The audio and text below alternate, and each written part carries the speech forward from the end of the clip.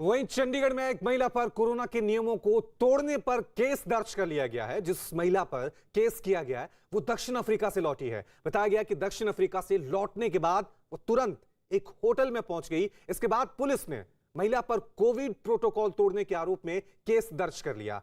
Corona के नए variant Omicron के बढ़ते खतरे की वजह से विदेश से लौटने वालों, खास तौर पर उन देशों से जहां ओमिक्रॉन का ज्यादा प्रभाव है, भारत में सख्ती बरती जा रही है।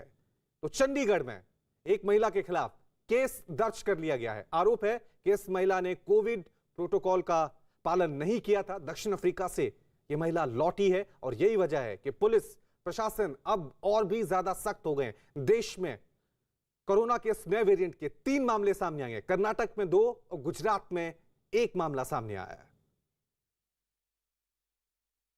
ओमिक्रॉन के बढ़ते खतरे को देखते हुए अलग अलग राज्यों ने तैयारियां शुरू कर दी है। महाराष्ट्र के नागपुर में भी अस्पतालों में कोरोना के नए वेरिएंट के बढ़ते खतरे से निपटने के लिए तैयारियां की जा रही हैं। वहां Indira Gandhi government medical college और अस्पताल के अधिकारियों ने बताया कि अस्पताल में ऑक्सीजन की पर्याप्त मात्रा की व्यवस्था कर ली गई है। साथ ही 200 आईसीयू बेड के साथ करीब 600 बेड भी तैयार रखे गए हैं।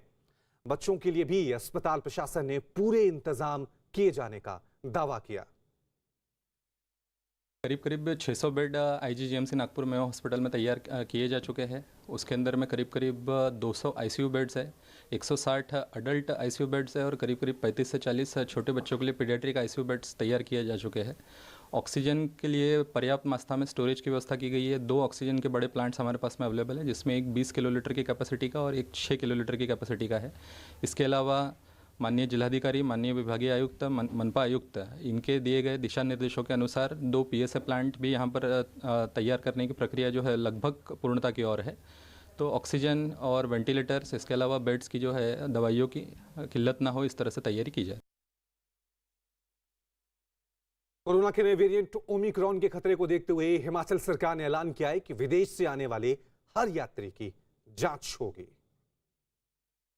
तो हिमाचल प्रदेश में जो भी पर्यटक विदेशों से आ रहे हैं उनको लेकर सरकार ने यह बड़ा ऐलान कर दिया है कि विदेशों से जो भी यात्री हिमाचल प्रदेश आएंगे उनकी जांच की जाएगी, क्योंकि देश में ओमिक्रॉन कोरोना का नया वेरिएंट ये खतरा लगातार बढ़ता ही जा रहा है। देश में कुल 3 मामले अब तक ओमिक्रॉन के सामने आ चुके हैं। कर्नाटक में 2 और गुजरात में 1। यही वजह है कि देश के अलग अलग राज्यों में इसको लेकर अब सख्ती बरती जा रही है। चिंता का विषय पूरे दुनिया देश के लिए ये बना हुआ ये जो ओमिक्रॉन जो नया एक वायरस का एक रूप आया है, तो इस वेरिएंट को चेक करने के लिए जो मैकेनिज्म पूरे देश भर में और पूरी दुनिया भर में जो सभी देशों ने, सभी प्रदेशों ने उठाए हैं, उस दृष्टि से हमने भी कहा है, खासतौर से इसमें बाहर से, विदेश से जो यात्री आ रहे हैं उनको अपना ट्रैवल हिस्ट्री और सारी चीज़ों को लेकर के इस प्रोसेस में से गुजरना पड़ेगा। उनकी चेकिंग, उनकी टेस्टिंग जो है वो लाजमी करेंगे। इस बात को लेकर के हमने बात की है। एक तरफ देश और दुनिया में कोरोना के नए वेरिएंट ओमिक्रॉन का खतरा बढ़ता जा रहा है, दूसरी तरफ कुछ ऐसी भी तस्वीरें सामने आ रही है जहां लोगों की लापरवाही साफ नजर आ रही है। मध्य प्रदेश के देवास में बाजारों में उमड़ी भीड़। आप देख सकते हैं कि ज्यादातर लोग बिना मास्क के दिखाई दे रहे हैं। हालांकि प्रशासन की तरफ से लगातार कोशिश की जा रही है कि लोग मास्क के बिना बाहर नहीं निकलें, लेकिन प्रशासन की सख्ती के बाद भी लोग लापरवाही से बाज नहीं आ रहे हैं। चलिए खबरों का सिलसिला आगे बढ़ाते हैं। गृह मंत्री अमित शाह ने यूपी में एक बार फिर बीजेपी की सरकार बनने का दावा किया है। एचटी लीडरशिप समिट में उन्होंने बीजेपी के खिलाफ बन रहे गठबंधन को निशाने पर लिया। गठबंधनों से वोटों को गणित का प्लस माइनस करना ये सही नहीं है। पॉलिटिक्स फिजिक्स नहीं है, पॉलिटिक्स केमिस्ट्री है। जब 2 पार्टियां मिलती है तो दोनों के वोट का योग हो जाएगा, प्लस होकर इतना बढ़ जाएगा। ये आकलन मेरे हिसाब से ठीक नहीं है। 2 केमिकल मिलते हैं तो कुछ तीसरा ही केमिकल बनता है, और हम पहले देख चुके हैं यूपी के अंदर। पहले सपा और कांग्रेस का जब गठबंधन हुआ तब भी ये कहते थे कि अब क्या हो जाएगा। इसके बाद में अब तीनों पार्टियां इकट्ठा हो गई, तब भी कहते थे क्या होगा। दोनों बार भारतीय जनता पार्टी जीत कर आई। जनता जागरूक हो चुकी है। वोट बैंकों के गणित के आधार पर गठबंधन जो होते हैं वो अब जनता को गाइड नहीं कर सकते। यूपी के अंदर मैं जाकर आया हूं, 6 के 6 क्षेत्रों का मेरा दौरा हो चुका है। मैं बड़े विश्वास के साथ आपके मंच से कहना चाहता हूं कि यूपी के अंदर प्रचंड बहुमत के साथ भारतीय जनता पार्टी की सरकार है। वहीं गृह मंत्री अमित शाह ने पंजाब विधानसभा चुनाव के लिए जल्द ही गठबंधन की तस्वीर साफ होने की बात कही।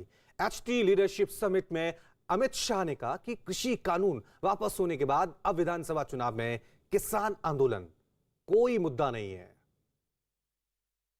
हमारी कैप्टन साहब से भी बात चल रही है, ढींसा साहब से भी बात चल रही है। दोनों पार्टियों के साथ हम बातचीत कर रहे हैं। हो सकता है हमारा गठबंधन हो।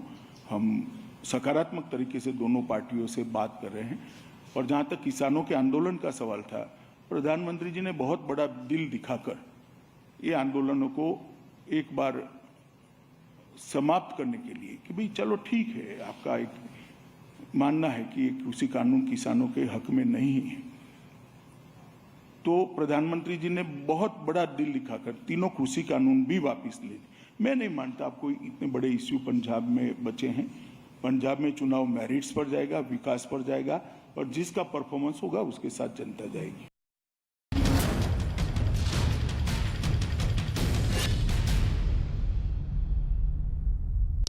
गृह मंत्री अमित शाह जैसलमेर में तनोट माता मंदिर में दर्शन के बाद रोहताश बॉर्डर आउटपोस्ट पर पहुंच गए हैं, जहां गृह मंत्री अमित शाह जवानों के साथ संवाद कर रहे हैं। तस्वीरें हम आपको दिखा रहे हैं। गृह मंत्री अमित शाह राजस्थान के 2 दिवसीय दौरे पर हैं और जैसलमेर में आज गृह मंत्री पहुंचे हुए हैं। इससे पहले वो तनोट माता के मंदिर में पहुंचे थे, जहां पर उन्होंने पूजा अर्चना की, और अब किस तरह से जवानों के साथ गृह मंत्री अमित शाह संवाद कर रहे हैं।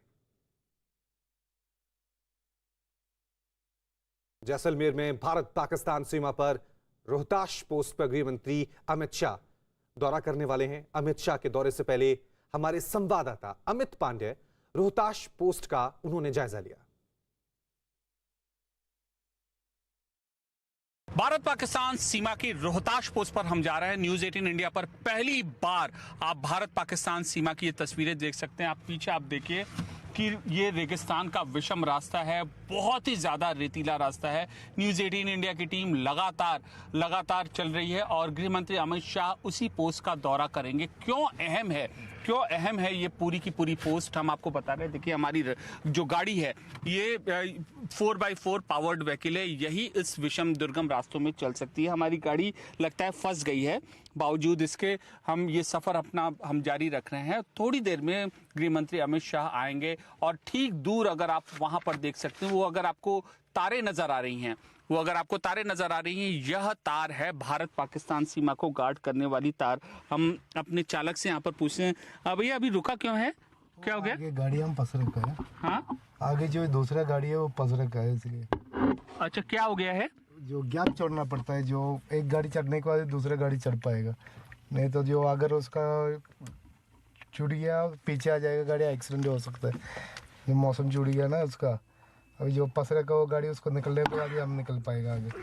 तो इस तरीके का बेहद दुर्गम रास्ता है, कठिन रास्ता है। ठीक उधर आप देख सकते हैं भारत पाकिस्तान सीमा से महज कुछ ही मीटर की दूरी पर, उसके ठीक पैरेलल पर हमारी ये यात्रा लगातार जारी है।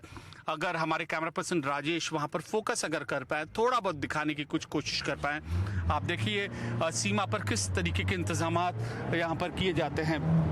एक और यह सीमा है तो दूसरी ओर ये रास्ता है, ऊबड़ खाबड़ रास्ता है और ये कोई बहुत आसान रास्ता नहीं है।